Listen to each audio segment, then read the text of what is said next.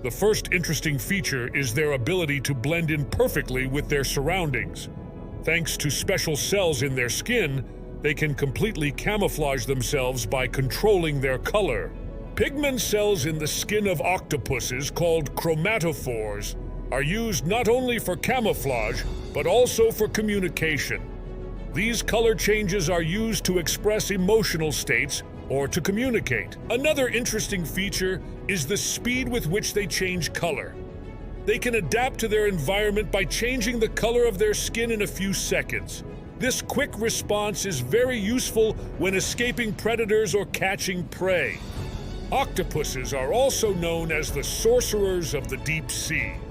By turning into black and white colors, they perfectly hide in the darkness of the deep water. This strategy helps them survive in the mysterious undersea world.